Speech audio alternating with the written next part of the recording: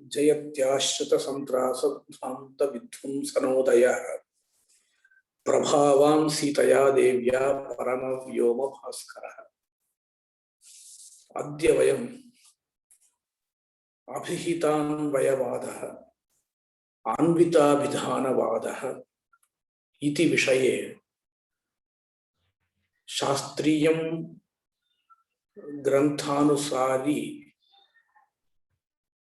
रूपं परिचयं दद्मः। मीमांसकाः द्विविधाः प्राभाकराः भाट्टाश्च। भाट्टाः अभिहितान्वयवादिनः, प्राभाकराः अन्विताभिधानवादिनः। अभिहितान्वयवादिनः भाट्टाः नैयायिकाः कीदृशाः इति चेत् तेपि अभिहितान्वयवादिनः एव, तथापि तादृश शब्देन ते नोच्यन्ते। इदानीं पश्यामः, अभिहितान्वयवादो नाम कः, अन्विताभिधानवादो नाम कः, नैयायिकानां मतं किम् इति। तत्र वेदान्तिनां विषये अनन्तरं पश्यामः। तत्र बहु वक्तव्यं नास्ति। सर्वस्यापि अस्य वादस्य मूलं, विचारस्य मूलं शबरस्वामिनः एकं वाक्यं। शबरस्वामी मीमांसा भाष्यकारः एवं अवादीत्, पदानि हि स्वं स्वं अर्थम् अभिधाय निवृत्त व्यापाराणि अथेदानीं पदार्थाः अवगताः सन्तः वाक्यार्थम् अवगमयन्ति इति।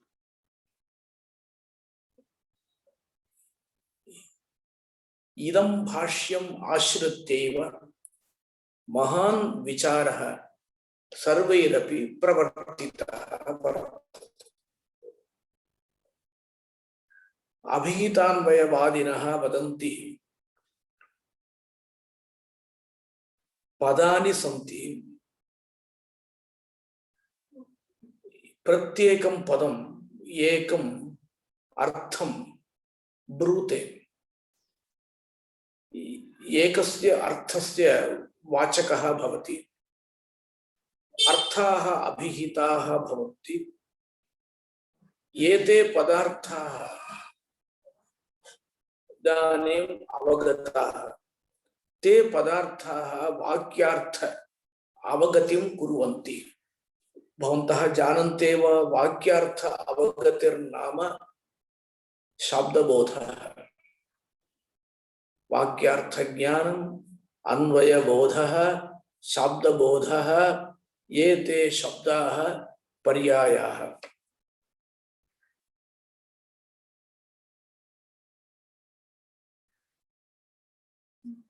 तेषां मते पदार्थानामेव करणत्वं भवति। शब्दबोधं प्रति पदार्थाः करणम्। पदार्थास्तावत् पदैः अभिहिताः भवन्ति। इदमपि भवद्भिः ज्ञातव्यं। पदैः अर्थस्य स्मरणं भवति। एते भाट्टाः पदानि अर्थस्मारकाणि भवन्ति, अभिधायकानि अपि भवन्ति। अभिधानम् अन्यत्, स्मरणम् अन्यत् इति एतेषाम् अभिप्रायः। अहं क्रमेण वदामि।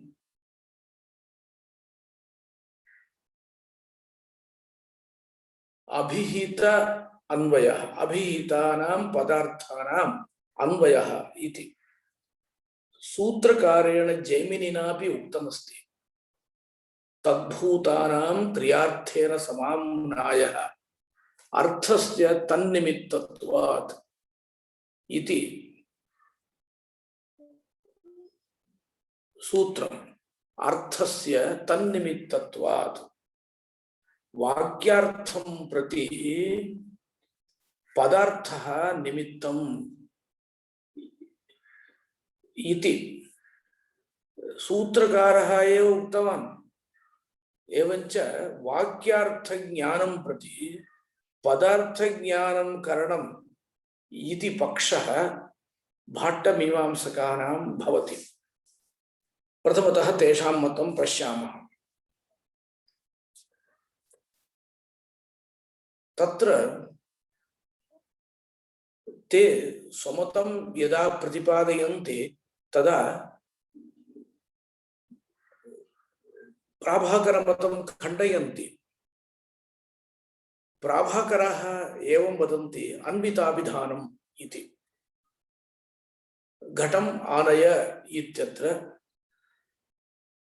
क्रियान्वित घटस्य बोधनं घटपदेन भवति। धातुना कारकान्वित क्रिया बोध्यते इति तेषां मतं। धातुना कारकान्वित क्रिया बोध्यते, कारकपदेन क्रियान्वित कारकं बोध्यते इति ते वदन्ति। तत्र पदम् इतर अन्वित स्वार्थं बोधयति। नाम पदमेव अन्विताभिधायकं, नाम पदं शाब्दबोधं जनयति इत्यर्थः। तत्र भट्टः वदन्ति रामः ग्रामं गच्छति इत्यत्र एकैकपदमपि इतर पदार्थ अन्वितं स्वार्थं यदि ब्रूयात्, नाम हि एकैकपदेन शब्दबोधः यदि भवति तर्हि यावन्ति पदानि भवन्ति तावन्तो वाक्यार्थाः भविष्यन्ति। तर्हि वाक्यार्थभेदः भवति चेत् वाक्यभेदः भवति। वाक्यभेदः नाम कः? तत्र एक अर्थ बोधकम् एकं वाक्यं, तस्य बहूनि तत्र लक्षणानि भवन्ति, त्यजन्तु, सुलभतया वदामि। एकं विशिष्टम् अर्थं यः पदसमूहः बोधयति तस्य पदसमूहस्य एकं वाक्यम् इति नाम। भवतां मते एकैकं पदमपि विशिष्टम् अर्थम् एकं यदि बोधयति तर्हि किं भवति? वाक्यार्थाः भिद्यन्ते। वाक्यार्थाः भिद्यन्ते चेत् वाक्यभेदः भवति। वाक्यभेदः कश्चन महान् दोषः। तत्र शबरस्वामी तदा तदा वदति वाक्यं तर्हि भिद्येत इति। वाक्यभेदः महान् दोषः। संभवति एकवाक्यत्वे वाक्यभेदो नहीष्यते इत्यपि कुमारिल्लवार्तके वर्तते। अतः अन्विताभिधानम् अस्माभिः न स्वीकर्तव्यम् इति एकः दोषः। तत्र एते पृच्छन्ति, भवन्तः अन्विताभिधानं वदन्ति, अहं पृच्छामि, पदद्वयमस्ति, इदं पदम् अन्य पदार्थेन अन्वितं संसृष्टं स्वार्थं ब्रूते। तत् पदम् अन्य पदार्थेन अन्वितं स्वार्थं ब्रूते। तत्र प्रश्नः, इदं पदं रामः गच्छति इति अस्तु। रामपदं धातुना अर्थः अभिहितश्चेत् तेन अर्थेन अन्वितं स्वार्थं अभिधत्ते इति यदि वदति तदानीं तर्हि पदान्तरं किमर्थम्? क्षन्तव्यं तत्र अन्येन पदेन अनभिहितम् अर्थं स्वीकृत्य तदन्वित स्वार्थं यदि प्रतिपादयति शब्दः तर्हि पदान्तरं व्यर्थं। पदान्तरेण अभिधानं विना अपि तदर्थ अन्वितः स्वार्थः अनेन बोध्यते। न पदान्तरेण अर्थस्य अभिधानम् अपेक्षितम् इति यदि वदति तर्हि तण्डुलं पचति इत्यस्ति। तत्र अन्योन्याश्रयः भवति। तण्डुलं पचति इत्यत्र अन्योन्याश्रयः भवति। कथम् अन्योन्याश्रयः भवति वदामि। तत्र तण्डुलम् इत्यस्ति, पचति इत्यस्ति। तत्र तण्डुलपदं पचतिना अर्थः अभिहितश्चेत् तेन अन्वितं स्वार्थं ब्रूते। पचति पदं तण्डुलपदेन अर्थः अभिहितश्चेत् तदर्थान्वितं स्वार्थं ब्रूते। तर्हि अन्योन्याश्रयः किल। तण्डुलपदम् अन्विताभिधानं करोति चेत् अन्येन पदेन तस्य अर्थस्य अभिधानम् अपेक्षते। अन्यत् पदं स्वेन अर्थाभिधानं कर्तव्यं चेत् अन्येन पदेन अर्थाभिधानं जातं वा इति पश्यति। तर्हि अन्योन्याश्रयः भवति इति एकः अपरः दोषः उच्यते।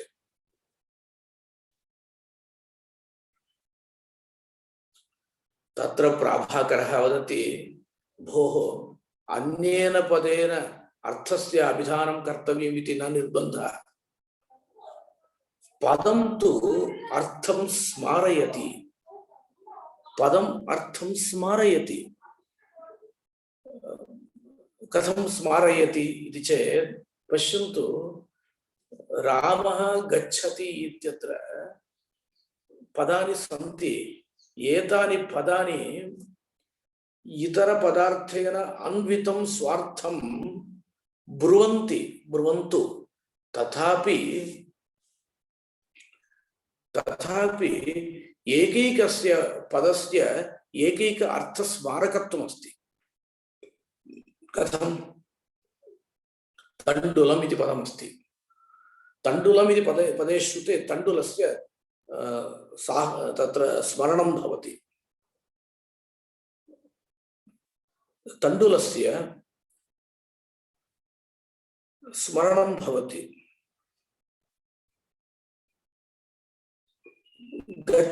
पचति इत्युक्तौ पाकस्य स्मरणं भवति।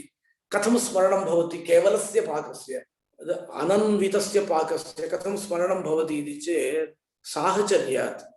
पश्यन्तु, तण्डुलं पचति, तत्र ओदनं पचति, दध्योदनं पचति, अन्यत् पचति, लड्डू पचति। तत्र पचति इति यदा यदा प्रयोगः भवति तत्र पाकः एव, पाकान्वितः अर्थः एव बोध्यते। अतः पचुधातुः प्रयुज्यते चेत् झटिति पाकस्य स्मरणं भवति। तण्डुलस्य प्रयोगे कृते तण्डुलस्य धान्यविशेषस्य स्मरणं भवति। अतः तत्र ते पदार्थाः स्मृताः इतर पदार्थान्वित स्वार्थं बोधयन्ति। तानि पदानि तत्र अन्योन्याश्रयः कथं भवितुमर्हति इति पृष्टम्। तत्र पृच्छति, भवतां मते अन्विताभिधानं स्वीकृतं। भट्टः पृच्छति, अभिहितान्वयवादी पृच्छति, भवतां मते अन्विताभिधानं स्वीकृतं, सर्वाणि पदानि इतर पदार्थान्वितमेव स्वार्थं ब्रुवते तर्हि तथा किल स्मरणं भवति केवलस्य पाकस्य केवलस्य तण्डुलस्य कथं स्मरणं भवितुमर्हति इति खण्डनं क्रियते। एवम् अभिहितान्वयवादी वदति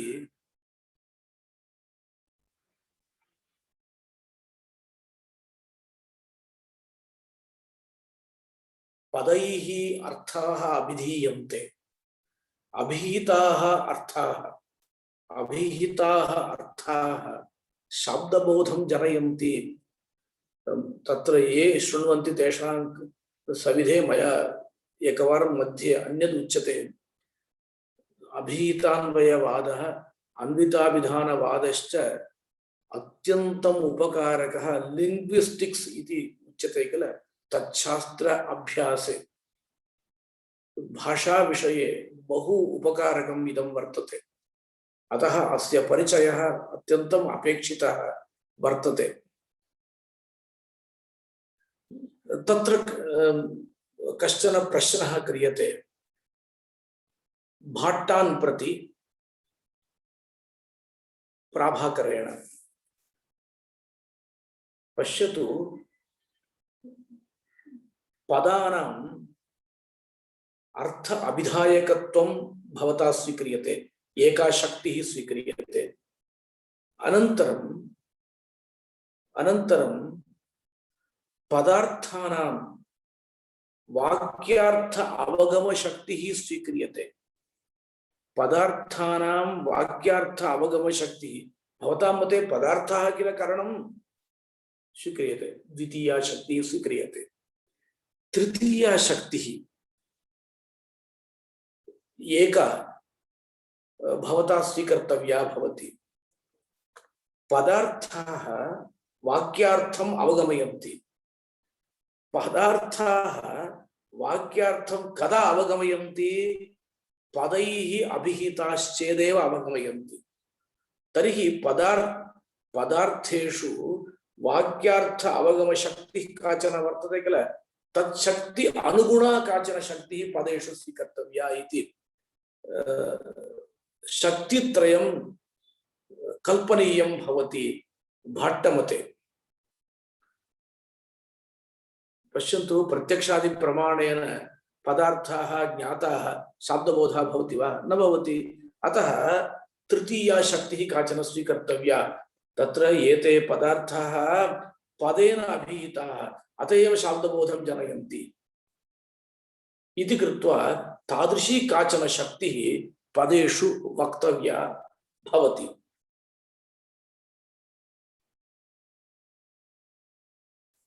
तत्र भाट्टाः वदन्ति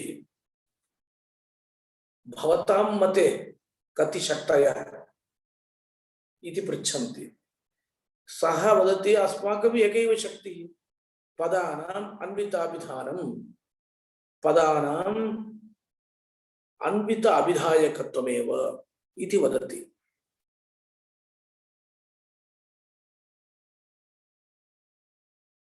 एका शक्तिरेव तत्र भाट्टः वदति भवतां मतेपि तत्र शक्तयः कल्पनीयाः। पश्यन्तु पदेन उच्चरितेन पदार्थज्ञानं जायते वा तदर्थम् एका शक्तिः अन्विताभिधान शक्तिः द्वितीया अनन्तरं तृतीया शक्तिः भवतापि वक्तव्या। पश्यन्तु रामः ग्रामं गच्छति इदं तु सरलं वाक्यं चैत्रः स्थाल्यां देवदत्ताय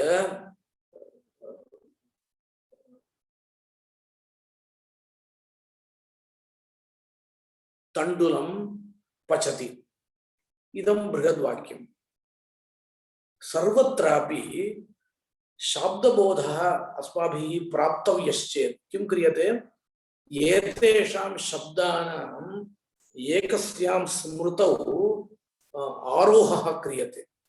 एकस्यां स्मृतौ एते शब्दाः यदि आरूढाः न भवन्ति तर्हि शाब्दबोधः न भवति किल।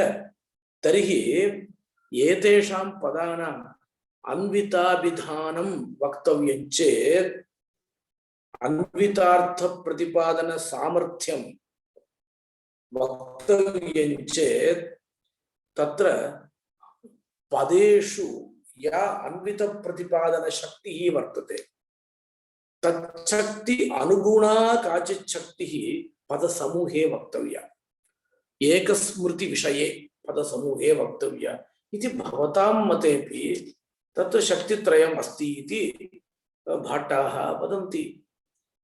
अपि च ह्यः मया उक्तम्, अद्य पुनः वदामि, पदार्थमात्रात् शाब्दबोधः भवति। पदस्य अपेक्षा नास्ति। कुत्रचित् पश्यत श्वेतमारूपं ह्रेषा शब्दं च शृण्वतः खुर निक्षेप शब्दं च श्वेतोऽश्वो धावति तिथिः दृष्टा वाक्य विनिर्मुक्ता न पदार्थैर्विना क्वचित् इति श्लोकवार्तिकम्।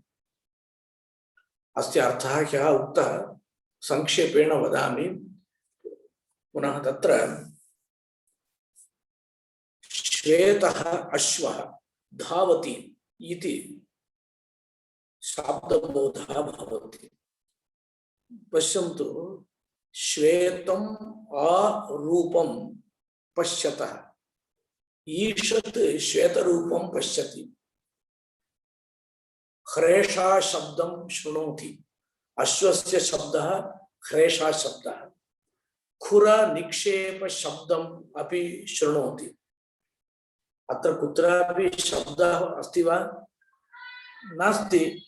श्वेतः अश्वः धावति इति शब्दबोधः भवति। दृष्टा वाक्य विनिर्मुक्ता न पदार्थैर्विना क्वचित्। पदानि न सन्ति, शब्दबोधः भवति, परन्तु पदार्थैर्विना शब्दबोधः भवति वा? न भवति। तत्र आचार्याः ब्रुवन्ति, भट्टपादाः, पदार्थानां च सामर्थ्यं गम्यमानम् अपन्हुतम् आनन्तर्याद्धि वाक्यार्थः तद्धेतुत्वं न मुञ्चति। पश्यन्तु, पदैः अर्थाः अभीताः, पदार्थैः वाक्यार्थज्ञानं भवति। तत्र वाक्यार्थज्ञानस्य आनन्तर्यं पदार्थेषु अस्ति वा, पदेषु अस्ति वा? पदार्थैः अभिहितैः पदानि व्यवहितानि भवन्ति इति। इतः परं भाट्टमतं किञ्चित् पश्यामः। तत्र वार्तिककाराः वदन्ति, सर्वत्रैव हि वाक्यार्थः लक्ष्यमाण इति स्थितिः।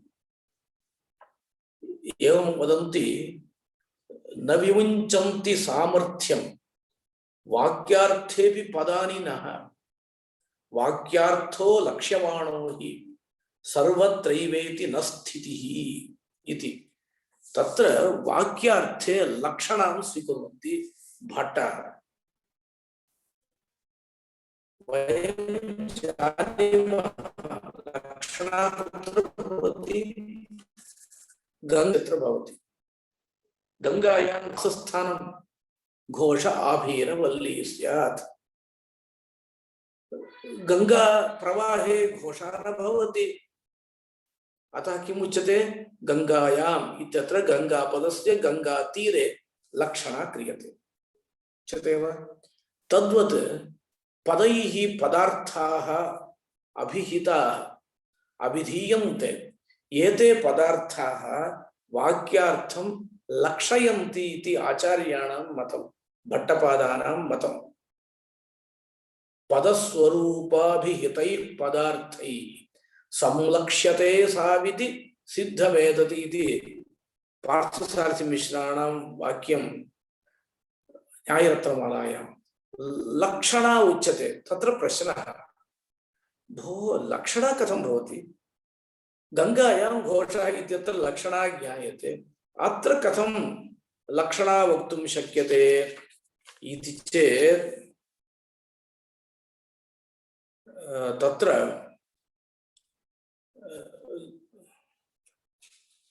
एवं वदन्ति भाट्टाः लक्षणा इत्यस्य शक्यसम्बन्धः इति लक्षणं भवता उक्तमस्ति तल्लक्षणम् अस्माभिः स्वीकर्तव्यम् इति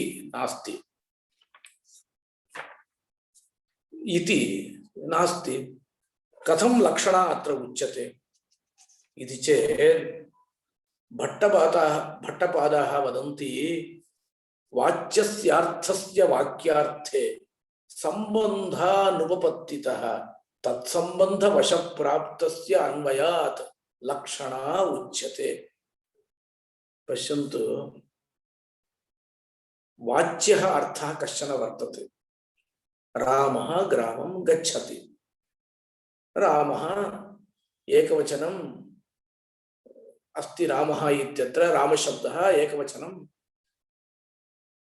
ग्रामशब्दः द्वितीया विभक्तिः, गमुधातुः तिप्रत्ययः। एतेषां सर्वेषामपि पदार्थाः सन्ति, परन्तु वाक्यार्थः कश्चन अन्यः वर्तते। वाक्यार्थस्तावत् कश्चित् अन्यः वर्तते।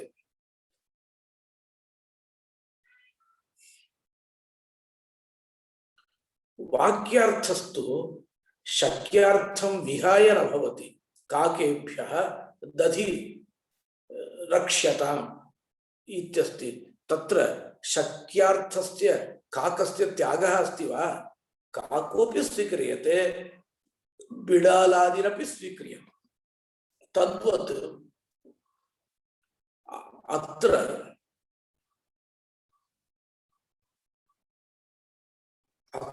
तावत् वक्तुं शक्यते वा? गंगायां घोषः इतिवत् अत्र वक्तुं शक्यते वा इति चेत् अत्र वदन्ति वाक्यार्थे लक्षणा इति उक्तम् आचार्यैः, परन्तु पदस्य तत्र कोऽपि सम्बन्धः वक्तुं न शक्यते। सम्बन्धः उच्यते चेत्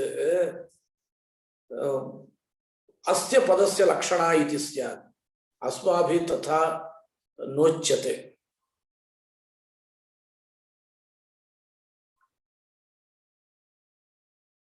तर्हि किं? वाक्यार्थे लक्षणा नास्ति,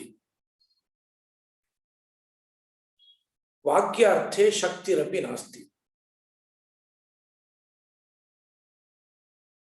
परन्तु शक्यसम्बन्धो लक्षणा इति उच्यते किल, तल्लक्षणम् अत्र नास्ति इति प्रश्नः तिष्ठति। तत्र वदन्ति तल्लक्षणम् अत्र नास्ति वा?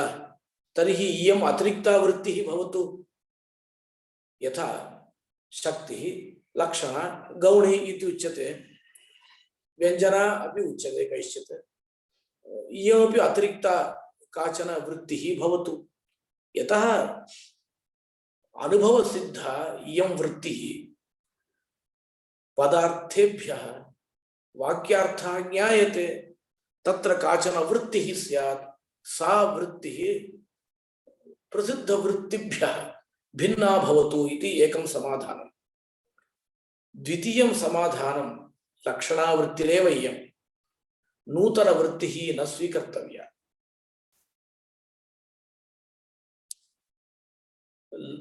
तत्र सर्वत्र लक्षणास्थले वाच्यार्थस्य अनुपपत्तिः भवति इति नास्ति। पश्यतु, काकेभ्यः दधि रक्ष्यताम् इत्यत्र काकपदस्य दध्युपघातके लक्षणा क्रियते। तत्र काकपदस्य इति अर्थवर्णने अनुपत्तिः कापि। वायुर्वै क्षेपिष्ठा क्षिप्रगामिनी देवता इत्युक्तं, तत्र कापि अनुपत्तिरस्ति वा? परन्तु प्राशस्त्य लक्षणा उच्यते। अतः एवं वक्तव्यं वाच्यार्थ अनुपत्तिः इति न अनुपपत्तिः अनुपपत्तिः भवति। वाच्यार्थस्य अनुपत्तिः इति न वक्तव्यम्, अनुपपत्तिः वर्तते। अनुपपत्त्या वाच्यार्थ संबंध वश प्राप्तस्य प्रतीतो लक्षणः इति आचार्यवचनम् अस्माभिः योजनीयम्। आचार्यवचनं नाम वाच्यस्यार्थस्य वाक्यार्थे संबन्धः अनुपपत्तितः इत्यत्र एवं योजना कर्तव्या। वाच्यस्य अर्थस्य अनुपपत्तिः इति न अनुपपत्तिः भवति चेत् वाच्य संबन्धवशात् लक्षणः।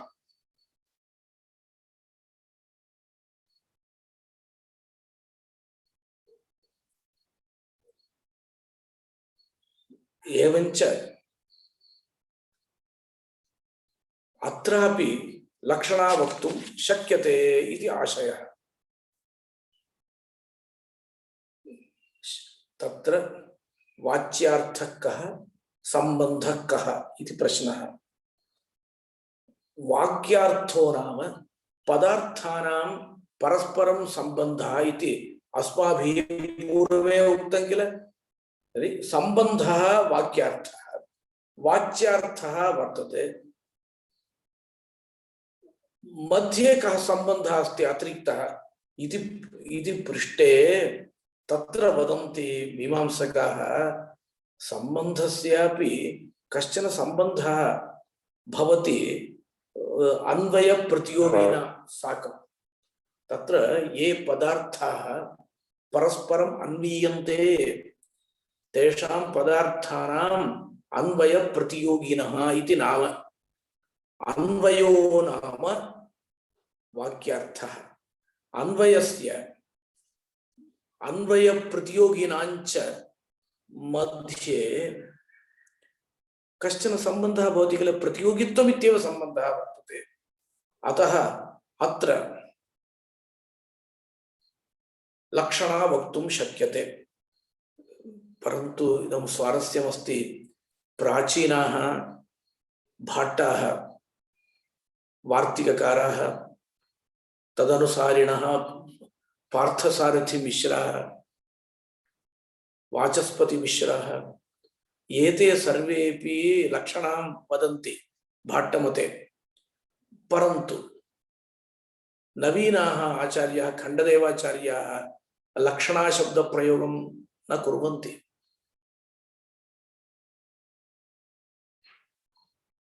मंत्राधिकरण मीमांसा कौस्तुभे पदार्थानां वाक्यार्थ अवगतौ करणत्वम् इति लिखितमस्ति। अस्तु, अन्यः कश्चन प्रश्नः भवति इदानीं भाट्टमते पदार्थाः करणम् इति भवता उच्यते, तर्हि इदम् अतिरिक्तं प्रमाणं स्यात्। किं किं प्रमाणं भवति भाट्टमते? प्रत्यक्षं प्रमाणम्, इंद्रियं तत्र करणम्, अनुमिति अनुमानं प्रमाणं, तत्र व्याप्ति ज्ञानं करणम्, उपमितिः प्रमाणम्, उपमितिः उपमानं प्रमाणं, तत्स्थले सादृश्य ज्ञानम् उपमिति करणम् इति स्वीक्रियते। अत्र भवता पदार्थाः करणम् इत्युक्तौ पदार्थकरणकं ज्ञानम् अन्यत्, पदार्थाः पृथक् प्रमाणं भवेयुः, पदार्थाः पृथक् प्रमाणं भवेयुः। अनन्तरम् अर्थापत्तिः प्रमाणमस्ति, अनुपल्लिः प्रमाणमस्ति। भाट्टमते एतेषु प्रमाणेषु अनन्तर्गतम् इदम् अतिरिक्तं प्रमाणं स्यात् इति प्रश्नः। अयं तु समीचीनः प्रश्नः। पदं तावत् न करणम् इति भवता उच्यते, अर्थाः करणम् इत्युक्तौ शाब्दबोध इति नामैव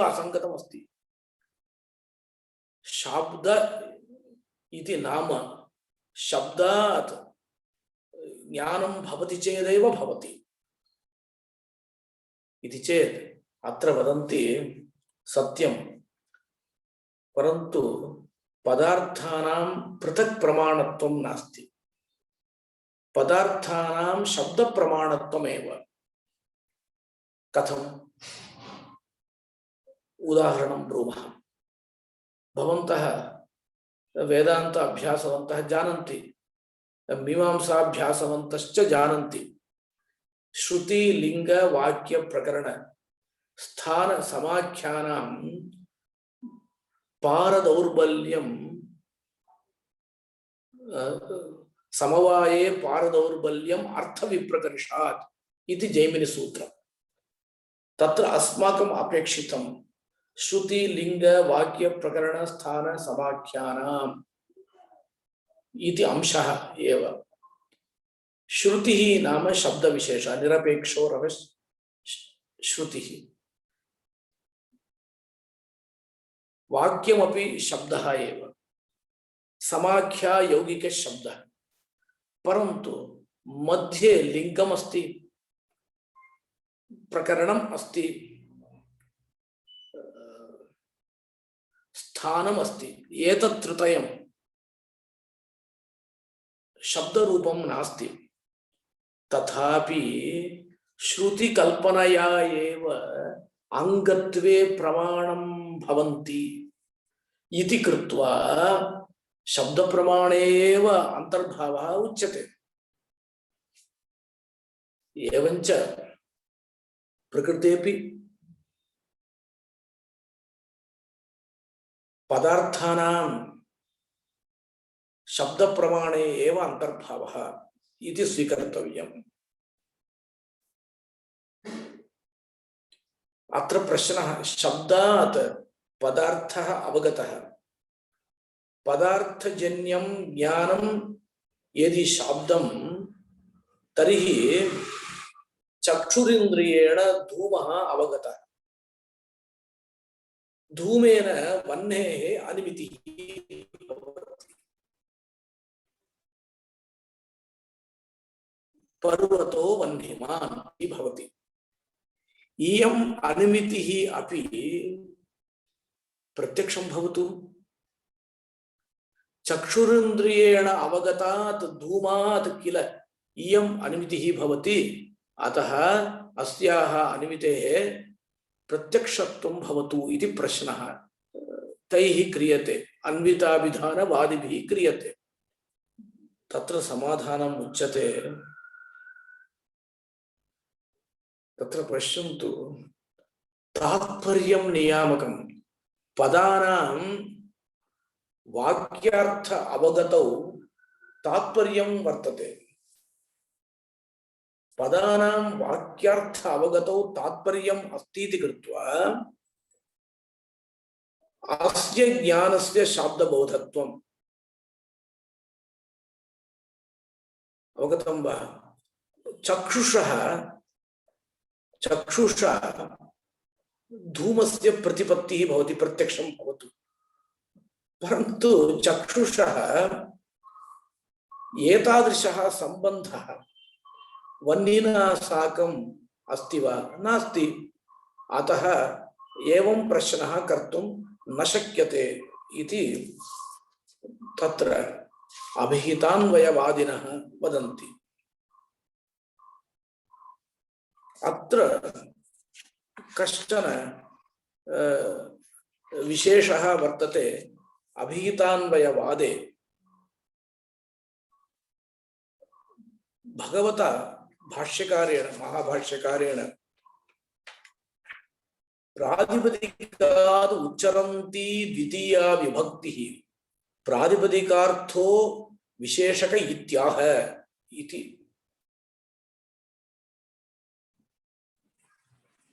अभाषत महाभाष्यकारः। तर्हि किम् आयाति? अन्विताभिधानं तेषामपि इष्टं भाष्यकाराणाम् इति प्रातिपदिकार्थो विशेषक इत्याह, नाम इयं द्वितीया विभक्तिः प्रातिपदिकार्थरूप विशेषण विशिष्टं स्वार्थं ब्रूते इति भगवतः भाष्यकारस्यापि अभिप्रेतम् इति कश्चन प्रश्नः। तत्र उच्यते अस्तु अन्यत्र नाम प्रकृति प्रत्यय व्यतिरिक्त स्थले तत्र अन्विताभिधानं मास्तु, अत्र अन्विताभिधानम् अस्तु, अन्यत्र नास्ति किल इति भाट्टाः वदेयुः। तत्र वदति अयम् अर्धजरतीयन्यायः। एकत्र अन्विताभिधानं प्रकृतिप्रत्ययस्थले स्वीक्रियते, अन्यत्र न स्वीक्रियते इति कथम् इति अर्धजरतीयन्यायः इति शास्त्रे उच्यते। एकः अंशः स्वीक्रियते, अन्यः अंशः न स्वीक्रियते चेत् अर्धजरतीयन्यायः। तत्र प्रकृतं समाधानं पश्यामः भाट्टानां। भाट्टाः वदन्ति इदं वाक्यम् अन्विताभिधानार्थं नागतम्। इदं वाक्यं तावत् प्रकृते प्रत्ययस्य च विशेषण विशेष्य भावेन अर्थबोधकत्वम् इति प्रतिपादयितुम् आगतम् इति तत्र भाट्ट सिद्धान्तः वर्तते। एतद् विषये पुनः वयं वदामः अग्रे।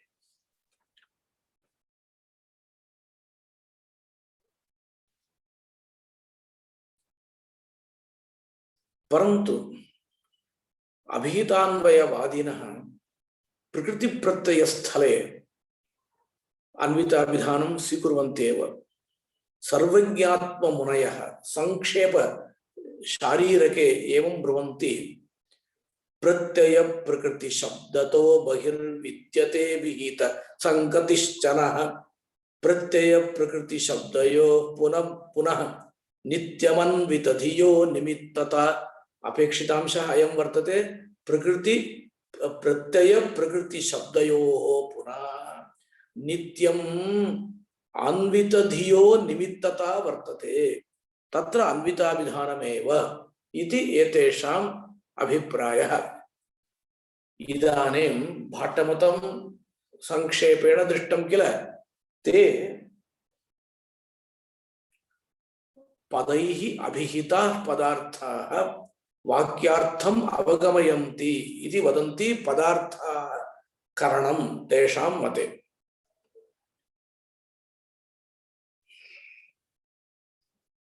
इदानीम् अन्विताभिधानं पश्यामः।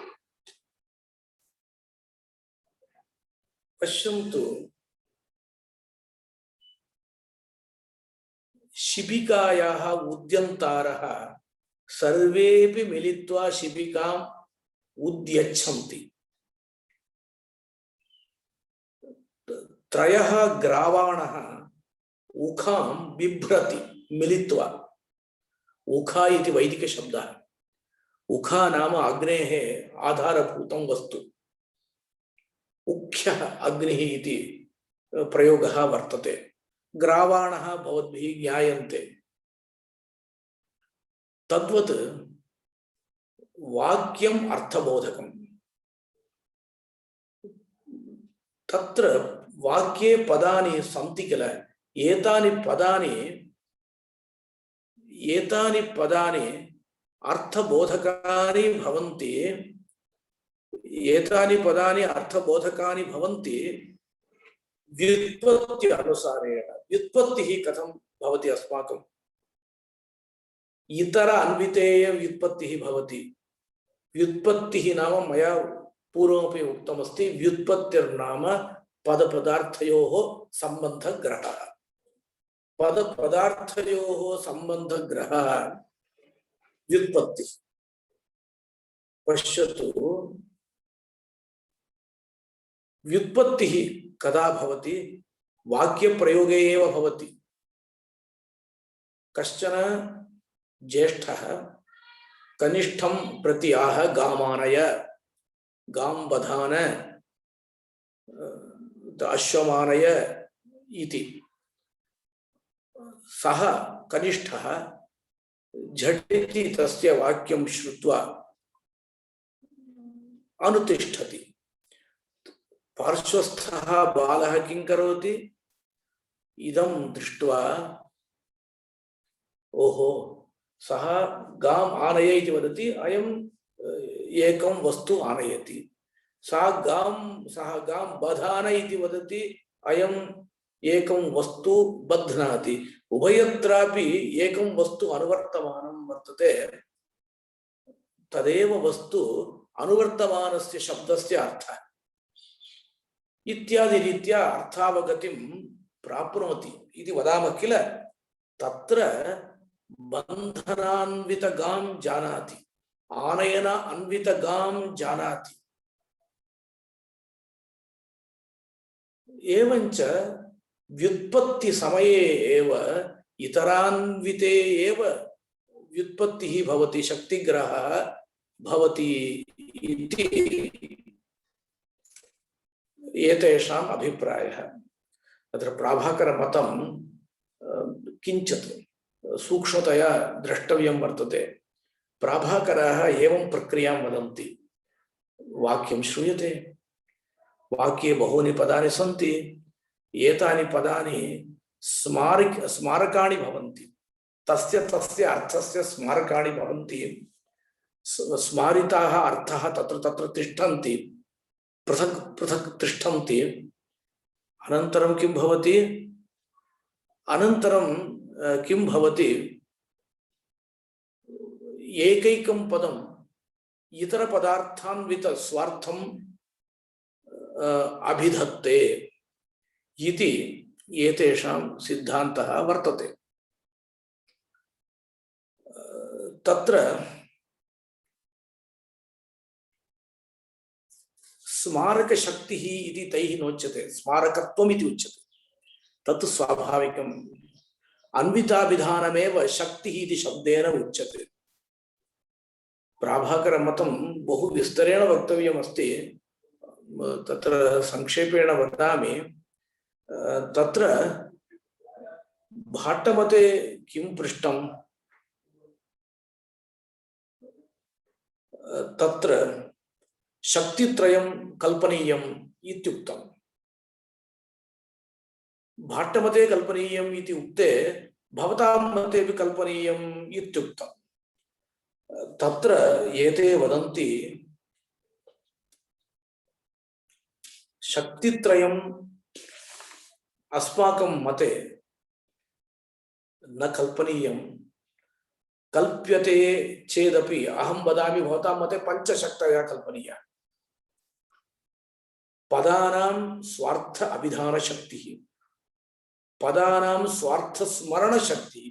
मया पूर्वमेव उक्तं, स्मरणमन्यत् अभिधानमन्यत् तेषां मते, भाट्टमते। अनन्तरं पदार्थेषु वाक्यार्थ अवगम शक्तिः, पदेषु पदार्थे या शक्तिः अस्ति तादृश शक्ति अनुगुण शक्तिः। अनन्तरं पदार्थाः एकस्यां स्मृतौ भवन्ति चेदेव वाक्यार्थ अवगमः भवति किल। पदार्थाः भिन्न भिन्नतया स्मर्यन्ते चेत् वाक्यार्थ अवगतिः भवति वा? न भवति। अतः एकस्मृतौ विषयभूतानामेव पदार्थानाम् अन्वयबोधजनकत्वम् अस्ति इति कृत्वा तावत् पदार्थ विषयक स्मरणे काचन शक्तिः स्वीक्रियते। तावन्तः पदार्थः तावत् पदार्थ विषयक स्मरणे काचन शक्तिः वर्तते, यया शक्त्या पदार्थेषु वाक्यार्थ अवगम शक्तिः भवति इति। तत्र पञ्चशक्तयः भवद्भिः स्वीकर्तव्याः इति वदति। अनन्तरं पश्यत श्वेतमा रूपं एषा शब्दञ्च शृण्वतः इत्यत्र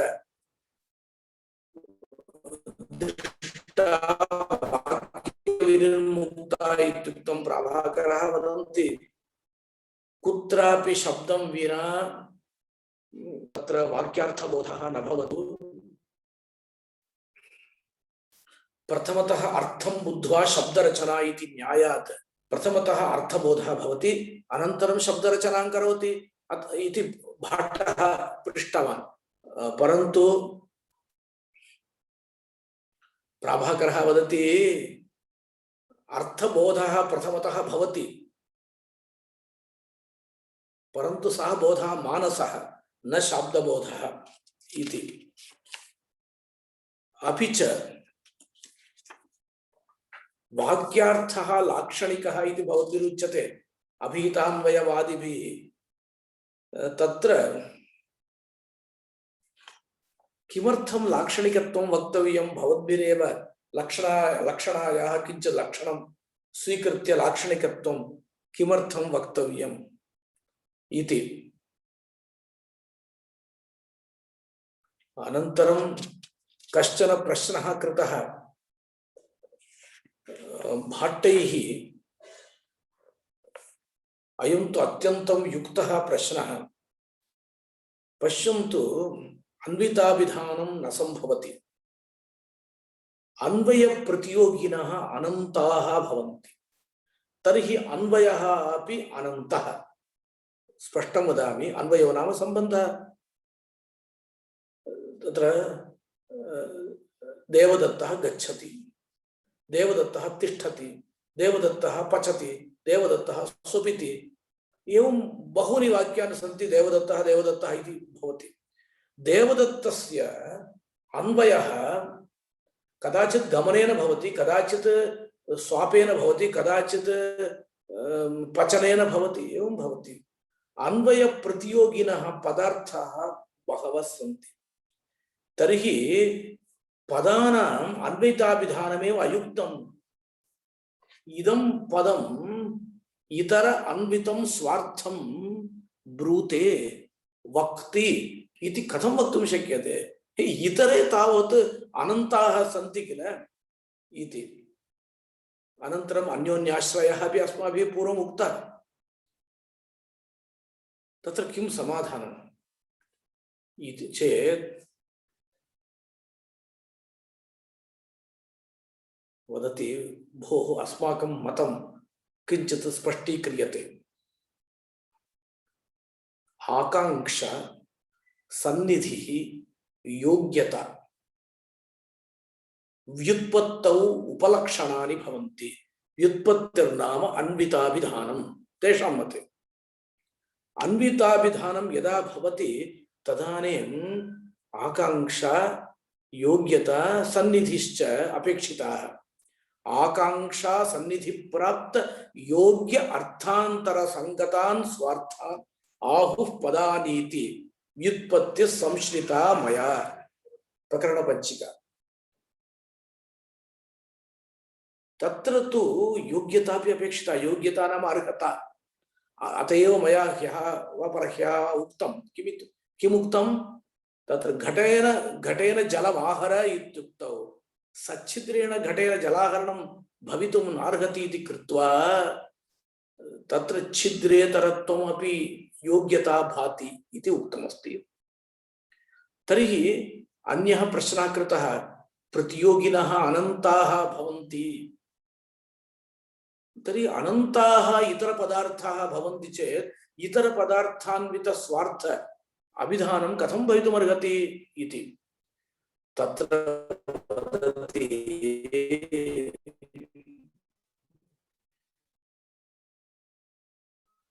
पश्यतु, प्रतियोगिपेक्षाम् अन्विताभिधानं भवति। तत्र यस्य कस्यापि इतर तत्र प्रथमतः अनन्वितस्य स्वार्थस्य स्मरणं भवति। अनन्वितस्य स्वार्थस्य स्मरणं भवति। गौः तिष्ठति इत्यत्र गोशब्देन स्थिति अनन्वितस्य गोः स्मरणं भवति। केवल गोः स्मरणं भवति। तत्र प्रश्नः भाट्टेन कृतः, भो भवतां मते सर्वथा अन्विताभिधानमेव किल स्वीक्रियते, केवलस्य गोः कथं स्मरणं भवितुमर्हति इति। तत्र वदति तत्र अयं नियमः न व्यभिचरितः। पश्यतु, व्यवहारः एव प्रमाणम्, व्यवहारः एव प्रमाणम्। तत्र गौः इत्युक्तौ गौरेव सर्वदा बुध्यते, व्यवह्रियते। तत्र प्रश्नः, पूर्वम् अन्वितस्य किल अनुभवः जातः, आनन्वितस्य कथं स्मरणं भवति इति चेत् लोके तथा भवति। पूर्वं विशिष्टस्य अनुभवः भवति चेदपि इदानीम् आनन्वितस्य तत्र स्मरणं भवितुम् अर्हति। अभ्यास अतिशयः भवति। गोशब्दस्य यथा गोत्वेन साहचर्य अनुभवः अभ्यस्तः, एवञ्च अभ्यासः अधिकः भवति चेत् संस्कारः दृढः भवति। वयमपि वेदाध्ययनं कुर्मः, पुनः पुनः आवृत्तिं कुर्मश्चेत् वेदः दृढो भवति इति वदामः। दृढः कथं भवति? संस्कारः अभ्यासपाठवात् दृढो भवति। एवञ्च गौः इत्युक्तौ पचन अत्र स्थित्यन्वितगौः, धावनान्वितगौः, स्वापान्वितगौः सर्वापि पूर्वं बुद्धा ज्ञाता, परन्तु अन्ये पदार्थाः सर्वेपि न अनुयन्ति। गोत्वं तु अनुगच्छति इति कृत्वा गोत्वस्य स्मरणं भवति। गोत्वं स्मृतं तेन अन्वितः तत्र पदार्थः क्रियापदेन बोध्यते। एवमेव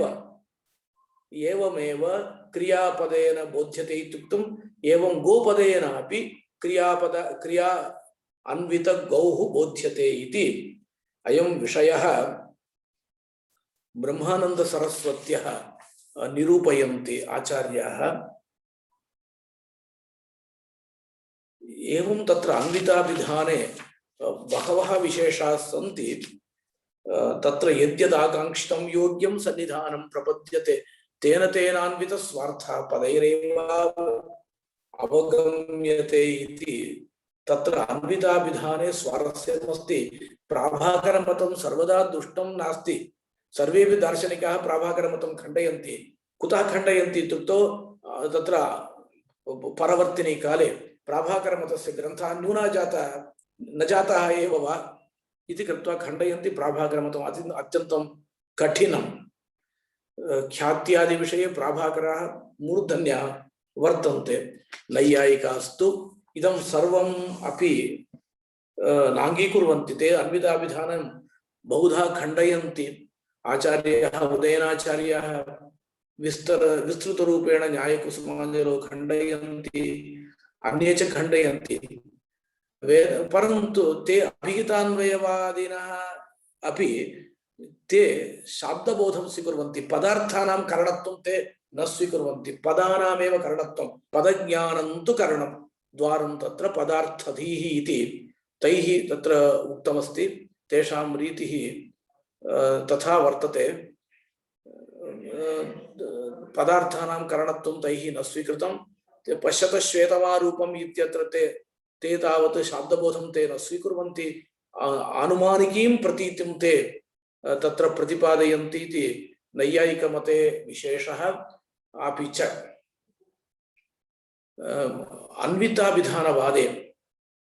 अन्विताभिधानवादे अन्योपि विशेषः वर्तते। तत्र वाक्यभेदः भवति इत्यादि प्रश्नस्य तैः समीचीन उदाहरणं दत्तमस्ति।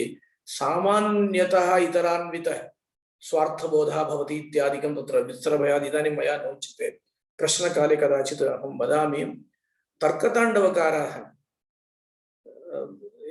न्यायसुधाकाराः तत्र जयतीर्थश्रीचरणाः एतेपि अन्विताभिधानवादिनः, परन्तु प्राभाकराणाम् अन्विताभिधानवादः अन्यः।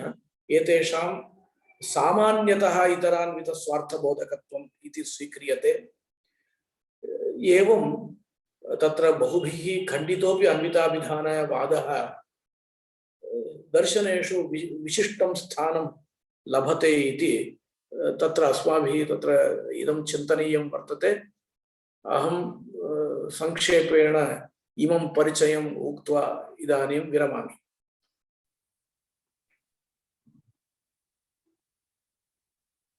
नमो नमः आचार्य। लक्षण एव पदार्थवृत्तिः वाक्यार्थं गमयति इति प्रसिद्धः भाट्टसिद्धान्तः। मन्ये अस्य मूलम्, अस्य सिद्धान्तस्य मूलं लक्ष्यं वाक्यार्थो लक्ष्यमाणो हि इति श्लोकः, यस्तु शालिकनाथै प्रकरणपञ्चिकायाम् उद्धृतः। किन्तु एवं मया दृष्टं यत् जयन्तभट्टः न्यायमञ्जर्याम् अभिहितान्वयवाद अनुवादकाले एवं कथयन्ति, मया पंक्तिः पठ्यते, तस्मात् सैव श्रेयान् पदेभ्यः प्रतिपन्नास्तावद् अर्थः आकांक्षा सन्निधि योग्यत्व वशेन परस्परम् अभिसंबध्यन्ते।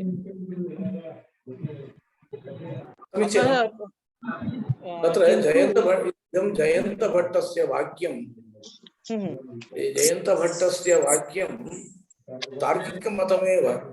तत्र तेन तावत् पदार्थानां करणत्वम् उक्तं वा, पदार्थः करणम् इति वाक्यं एतत् उक्तम् अभिहितान्वयवाद अनुवादकाले। एवं वा? तर्हि प्रस्तुतिः तर्हि तु समीचीनमेव अस्ति, भाट्टमतमेव तद् वर्तते। इदं भाट्टमतमेव वर्तते। आदौ मूले भाट्टमते लक्षणायाः स्थानम् आसीत् न वा इत्येव। भाट्टमते तावत् वार्तिककारेण लक्षणा शब्दः प्रयुक्तः। वार्तिककार अनुसारेण पार्थसारथि मिश्रेण संलक्ष्यते साविति सिद्धमेतत्। असौ वाक्यार्थः संलक्ष्यते इति उक्तमस्ति। वार्तिकेपि प्रसिद्धम् अस्ति तत्। परन्तु अभिहितान्वयवादस्य अनुवादकाले सम्बध्यन्ते इति कथनेन लक्षण भाट्टानां नास्ति इति तेषाम् अभिप्रायः। प्राचीनकाले लक्षण आसीदेव, परन्तु खण्डदेवाचार्येण लक्षणविषये निर्भरः न स्वीकृतः इति मम भाति। लक्ष्यमाण इत्यादि पदानां मया एवं चिन्त्यते यत् परवर्तिकालीनां भाट्टानाम् एव लक्षणात्वेन पृथक् वृत्तित्वेन व्याख्यानं तेषां व्याख्यानपाठवमेव स्थापयन्ति। परवर्तिकाले प्राचीनकाले पार्थसारथिमिश्रः प्राचीनः किल, तैः लक्षणा इति शब्दः उक्तः। किन्तु साक्षात् भाट्टग्रन्थे माने कुमारिलभट्टानां ग्रन्थे अस्ति वा?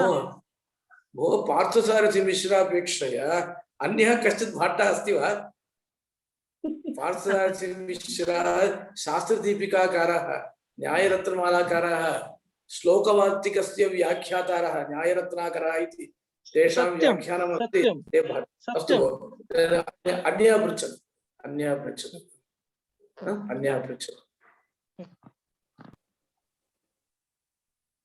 अन्यः पृच्छतु। आचार्य नमस्ते, अहं पद्मा। पृच्छतु। मम अयं संशयः अस्ति। वेङ्कटरमणाचार्यस्य शिष्यः वा? एवम् आचार्य। मम अयं प्रश्नः अस्ति, यदा वयं नूतनायाः भाषायाः अध्ययनं प्रथमवारं तस्य ज्ञानं यदा अस्माभिः प्राप्यते, तदा प्रायशः अन्विता अभिधान रीत्या एव भवति खलु? यथा भवता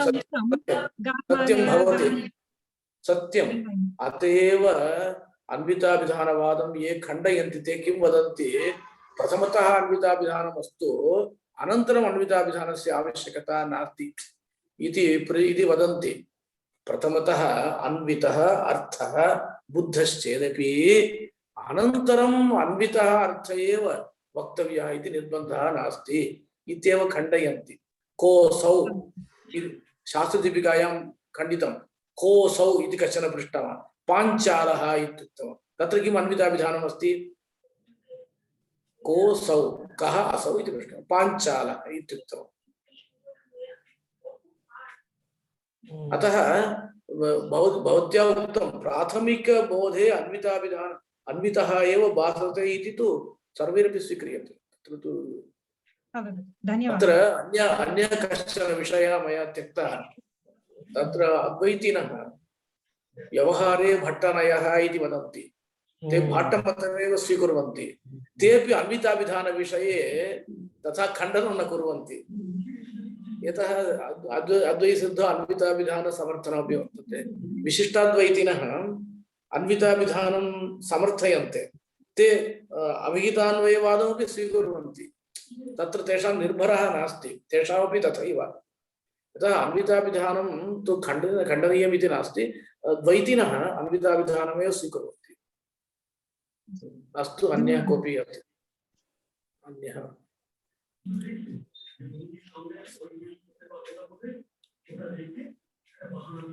अन्यः कोऽपि अस्ति चेत्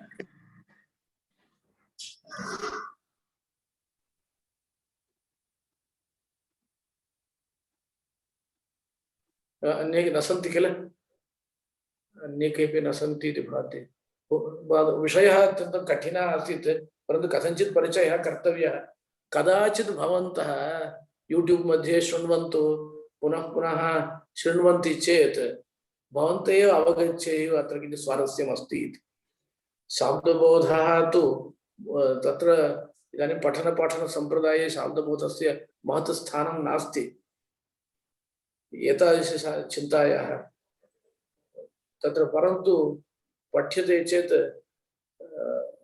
महत् तत्र किं भवति स्वारस्यं भवति एकम् उदाहरणं वदामि शाब्दबोध विषये शाब्दतरङ्गिणी इति ग्रन्थः सुब्रह्मण्य शास्त्री महाशयैः पण्डितराजैः लिखितः तदर्थं साहित्य अकाडेमी अवार्ड लब्धमासीत् बहुकालात् पूर्वं कस्मिन् वर्षे इति अहं न स्मरामि तेपि न सन्ति अस्तु